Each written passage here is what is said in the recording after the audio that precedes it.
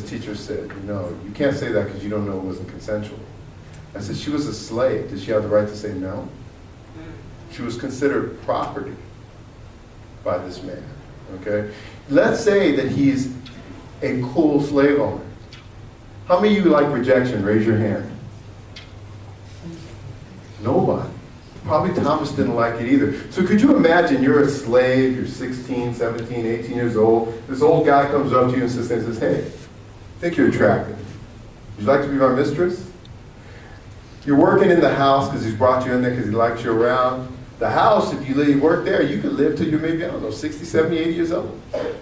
But you work in the field, you probably die somewhere in your late 30s, early 40s, and it's horrible work. You know that to reject Thomas, he might not want you in his face every day now, right? Working in his house. You could end up working in the field again, all right? Now, you know, it's the idea of do you really have consent? This is where I tell my students that in the 1970s, there was a statement by some of the feminists of the movement who sat there, they kind of get a bad rap for this statement, and feminists overall get a bad rap for this statement because people don't think about what they mean. But at one point, some feminists in the movement made this statement. They sat there and they said, all sex with men is rape. People say, see, that's what's wrong with feminism and stuff, right? But what did they mean by that statement? What they meant was in the 1970s, it was mostly a middle-class white women's movement. Many of these middle-class white women didn't have a lot of choices. So they would get beat by their husbands, or their husbands would cheat on them and stuff, and if they wanted to divorce them, their husbands would threaten to take the kids away, and sometimes successfully did, showing that they couldn't financially support their own children, right? So many of them felt like they didn't have a choice but to do what their husband wanted, and that's what these women were trying to say. Now, they weren't even slaves, literally, but as close to, you know, the modern day version that we had, right? So this is the problem with it. So also down here, you know, next week we'll be celebrating another prominent slave owner, right? George Washington, okay? The other slave owner, right? So he was a slave owner as well. You know, and while many of these people, including Thomas Jefferson, talked about how slavery is wrong, they didn't free their slaves. Thomas Jefferson, I think, freed them upon his death, which means, like, now that I don't need you anymore. Now, I was looking up something that showed that Thomas Jefferson even gave slaves to one of his, like his son-in-law or something as a present when they got married and stuff. He gave him like 20 slaves and so on. That's not mighty kind of you to give people away. All right? So let's get to the movie Django Unchained. All right? So I'm not going to give you too much about the movie, right? But, because I don't want to give it away. I will tell you a little bit about it, though. First, I went and saw this movie in Sacramento with my wife, Rebecca. Okay? What happens, we were up there in Sacramento visiting her family and stuff, and I like to go to movies. And I like Quentin Tarantino's movies, so I sat there and said, I really want to go see this movie, right? So she doesn't like movies as much, but she's like, cool, let's go. So the only place it was playing at the time we needed was on the I think it's the west end of Sacramento, the more middle class end of Sacramento. So we drive down there, there's this beautiful theater, okay? Looks really nice, it's really big. There must have been seating about 400 people in that theater, right? And it was crowded, right? And the audience was mostly white, okay? There wasn't a lot of black people. There were a few in there. There were a lot of Latinos, but there were a few in there as well. But it was a mostly white audience, right? Now, the plot is about this guy right here, played by Jamie Foxx, sorry. Jamie Foxx, he plays this guy, Django, right? Who's this guy who becomes a freed slave. And how does he become free? This white man right here buys him because he needs him to sit there and identify someone for a bounty, all right? But he frees him too, okay? And he makes a deal with him that he would make him a bounty hunter, give him some money, and in turn, he would help Django get his wife back. Django's wife was sold to another slave owner, Leonardo DiCaprio, right? Okay? So, so that's basically the idea of Django. There's even a line in the movie where when he tried to convince Django to become a bounty hunter, Django responds with, "You're going to pay me to kill white people?" And he's like, "Yeah." And he goes, "Sounds like a good gig." Basically, and he wants to do it. Jamie Foxx makes fun of that line when he's on Saturday Night Live in his opening monologue. He sits there and he says, "I got to kill lots of white people," right? And he says it like that. And like the next day, like these conservative columnists start sitting there criticizing him for it and saying how horrible it is what he said, right? And so on. So his motivation is not mostly for the money, it's to get his wife out. Now, how many of you have heard the controversy, about the use of the N-word in the movie? The word nigger, right? And so on, right? Now, people have counted it, and I've heard that it was used like 186 times accurately, but we know it's over 100 times in that movie, right? So at one point, someone asked Tarantino, why do you use the word so much in that movie? And his response was, slave owners used it far more than that. White people back then used it far more than that, okay? He's got a good point, okay? Now, Tarantino, if you've seen his movies, he likes using that word. He throws it around quite easily. Some people say, maybe Tarantino's a racist, right? I wouldn't say Tarantino's a racist, because I think he's trying to accomplish something by the way he uses the word, okay? See, Tarantino knows that when you go see a movie, you're going to be sitting in a theater with a bunch of people. Some of those people are going to be from different races. He also knows a lot of white people like to throw that word around a lot. So now what he's going to do is he's going to go on screen and throw that word around like people do, really casually. And hoping, I think he's hoping deep down inside in his little heart that you're sitting next to a black person when it happens. And you're sitting there and you're like, oh shit. Do I tell him that I don't feel that way? Do I admit that I've used that word myself? I'm just going to say no. All right, at that point. And I think that's what he's doing. He's trying to sit there and make a point with that word. If you don't like it, the question is, why are you using it? Okay, and so on. Particularly for people who are African American. I believe Tarantino loves black people. I really do. Has anyone seen his movie Jackie Brown? Yeah. That's like an homage to black, exploitation films in the past and stuff like that, to black music and so on. I mean, he really kind of embraces it in a lot of different ways, right? So I do believe that he loves it. But the thing I like about this movie, and the thing that impressed me about this movie, is its unrelenting, ugly portrayal of slavery. Okay? Ugly. Right? This scene, I won't say too much about it, but this scene right here with the hammer and Leonardo DiCaprio, it comes right before this scene right here with the skull. He's trying to explain the inferiority of African Americans, right, by saying that they're real docile and stuff. They just don't want to sit there and fight, things like that. And part of it is because they have a smaller skull cavity in this one portion, right? And later he grabs Django's wife and threatens to smash her skull in because he sits there and he says, this is my property. I will do anything by law with this property that I want. Okay? This is a pretty unrelenting view of slavery. It's not the only thing they show. They show, people, like slave owners sicking dogs on people and chewing them to death. Okay? They show that at one point they're going to castrate Django. Okay? They show at another point the wife is in a hot box. This metal box that they would put them in for days and stuff, and dehydrate them, not feed them, bring them to the edge of death, basically. Okay, and so on, as a torture. And they show all this, and there's no apologies from Tarantino for it. It's an ugly depiction of slavery, but an accurate one. And that's one of the things I really enjoyed about the movie. Unlike the movies we talked about before, Mississippi Burning, okay, about Ghost of Mississippi, about Brooklyn's Finest, most of the white characters in here are evil bastards. And there's a white guy making the movie, okay? In fact, people will point out there were no good white people in that movie. No, yes, there were. That brother right there. Good white guy, okay? There's another guy, too. Django and him, they go to deliver their bounty to this one sheriff, and the sheriff sits there and says, hey, I'm cooking something right now. Why don't you guys come on in? You too, Django, come on in. Showing, that guy's not racist either. Come on in, Django, you eat with us at our table, and so on, right?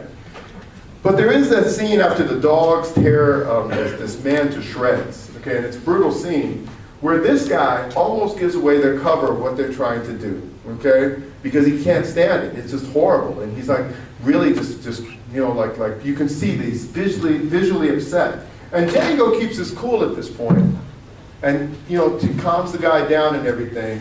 And Leonardo DiCaprio sits there and says, doesn't look like your guy is cut out for this kind of work. Right? And, and Django's response is, no, he's just not used to Americans, because the guy's German. Did he mean all Americans? No, he meant white Americans. See, it's saying something about the majority of white people at this time in our history. They weren't really good. There were a few out there, don't get me wrong. But they were really outnumbered by the kinds of people who supported this institution, who did nothing about this institution, who elected presidents who were part of this institution and didn't care. Okay? And that's what Tarantino's trying to say. So when this movie, during one part of this movie, there's one brother in the front of the audience, he starts hollering at the screen. When people start to get it, the bad guys start to get it at the end, there's one brother that's hollering at the screen. Usually that kind of annoys me, even when black people do it. But I thought, go on, brother, holler away, right? And he's hollering at the screen, get him, Django! All right, it's on, right? So I'm watching this, and then at the end, when like at the one part, I won't give it away, when, let's just say some of the bad guys get it, okay, and so on. When you go see an action movie, because what this is kind of an action movie. It's not historically accurate. He's not trying to make it historically accurate. It's kind of an action movie. So at the very end, when you sit there and you see that part, okay, where the bad guys start to get it, I start to do something. I start to clap. But I start to slow clap.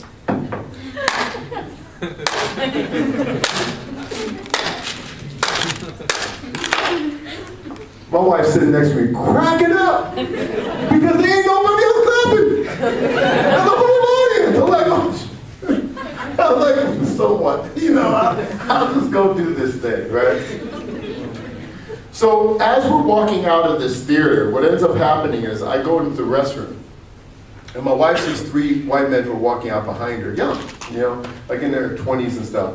And one of the white young men says to another white young man, he says, that movie was awfully one-sided.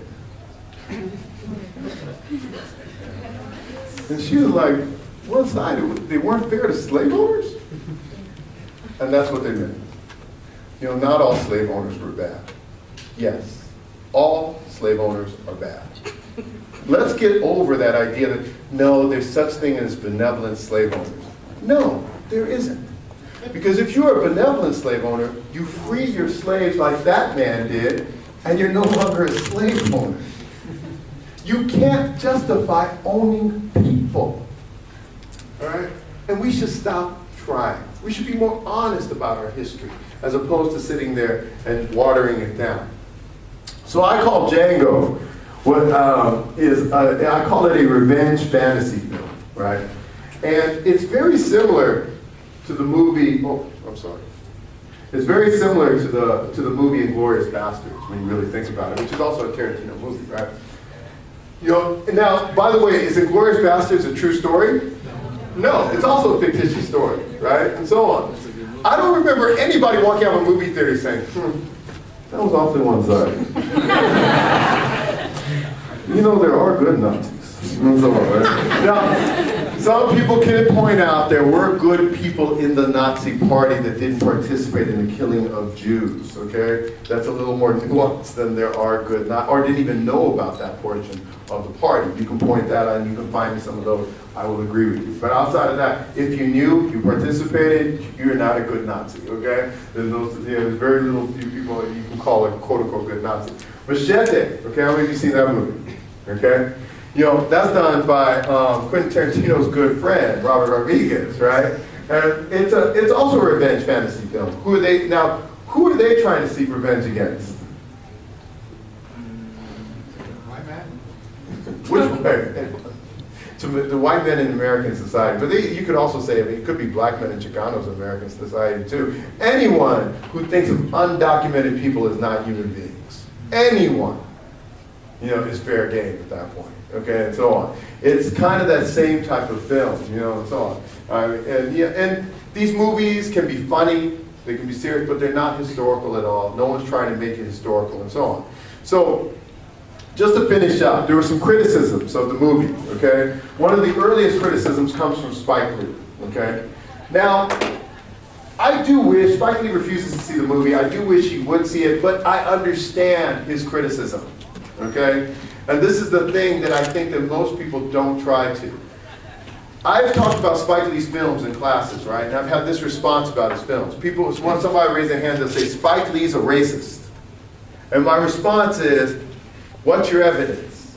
And they'll sit there and say, his movies. And I'll sit there and say, which movie are you talking about? I don't know, I haven't seen his movies. Then, you know, we have a sociological term for that. You're kind of like talking out your ass. Okay, at that point, you have no evidence, no basis for evidence for that criticism. But Spike Lee's movies are far less racially inflammatory than Django. Could you imagine what would have happened if Spike Lee would have made Django? Oh yeah, it would have been over at that point. Okay, people would have gone crazy. Mention it, they wouldn't have had a wide distribution. A lot of people wouldn't have seen it, right? So there is a bit of white privilege that goes with Tarantino being able to make this movie. Okay, in a way, no black man could have made that movie in the same way without getting very harsh criticism. Not that Tarantino doesn't receive some. Okay, Tarantino early on was in a movie called Girl 6 by Spike Lee, right? And in the movie, Tarantino plays a white director, okay, who's interviewing this woman for a part. She's an actress, right, a black woman. And he says, I want to make the quintessential black romantic comedy, right? Now, what's funny about that scene is that he's a white guy who thinks he's going to make the ultimate black romantic comedy, okay? You know, and so on. Why wouldn't he leave that space for a black person?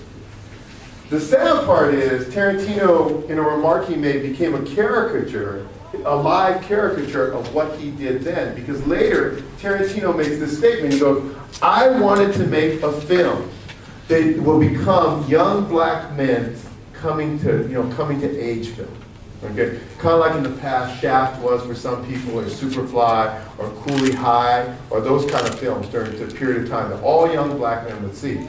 See, this kind of makes fun of himself at that point. I think he was more self-aware of his white privilege early on than he is now, or he just doesn't care, and maybe he's even trying to be provocative, okay? I have no idea. Tavis Smiley has also sat there and refused to see the movie, and this is Cornel West, who I don't think he's refused to see the movie, but he's a black intellectual that talks a lot about these issues, also critical of Obama, critical of white racism and so on and things, but he's a philosopher, by the way. I know Mia's back there, so she'll love the fact that I'm now a philosopher. All right, but he's a philosopher, and a very well-known philosopher all over the world, right? But something I want to point out, as we finish up, is that what Tarantino does is brave, okay? It is brave, it is courageous, it is artistic, okay? He does have some white privilege doing it, but he didn't have to do it at all, okay? And he chose to do it, right? In some circles, this is going to piss people off, and he knows that, right? But he's an artist, okay? And what he wants to do is he wants to make films that people are going to talk about, right? He probably doesn't even mind the criticism from Spike Lee and Cornel West and Tavis Smiley because they're talking about it, Even in academia, we say the worst than people criticizing your work is nobody talking about it at all. Okay, that's the worst thing that could happen to you. All right. Well, I think that us as academics need to start becoming just as brave. Okay, there have been some very brave academics in the past. W.E.B. Du Bois was one of them. Okay, Du Bois was a sociologist who created the Niagara Commission that later became the NAACP. So he's literally the person who started the NAACP. Some people say he's the beginning of the civil rights movement. Other people say it's A. Philip Randolph with the Pullman strike, right? And so on. Other people that are extremely brave up here. This is Eduardo Bonilla Silva. Okay, Eduardo Bonilla Silva, I was talking about him earlier, is a sociologist that's very well known amongst race theory. He speaks truth to power, and he doesn't care who's in the room. Okay, he wrote a book called Whiteout.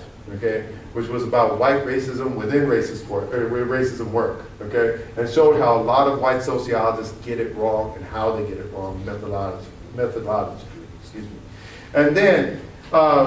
And so he doesn't mind saying it, okay, and so on. And he's considered one of the best race scholars out there. Ruthie Gilmore, down here, wrote a book called Golden Rule, okay? which was about the California prison system, right? And Ruthie doesn't just write about the prison system, she is a prison reformist. I wouldn't say an abolitionist, okay? Angela Davis is a prison abolitionist. She wants to do away with prisons. Ruthie wants to change prisons, okay? Ruthie talks about 48% of the inmates in California prisons are nonviolent offenders, okay? You know, and so on. She says you should let those inmates out and use that money for other things, okay, and so on, right? You know, so she's a very brave person as well.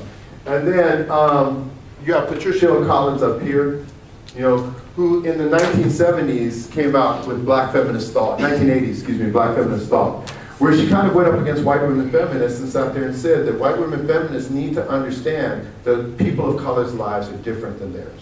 Okay? That when you say women of the world unite, we have the same oppressor, and that oppressor is men. What some of you need to realize is that some of you white women have been our oppressors. Some of us were your cooks and your nannies, and you took advantage of that. Okay? Some of you allowed or covered up the rapes of us by your husbands and your fathers. Okay? All right. Yeah, your sons, excuse me. All right. So she talks about that, and that's a very brave thing. And down here is a guy who's my advisor over at USC, Mike Messner, and he is a very, very brave soul. Okay, some of my students read his article, "Becoming 100% Straight." Okay, where he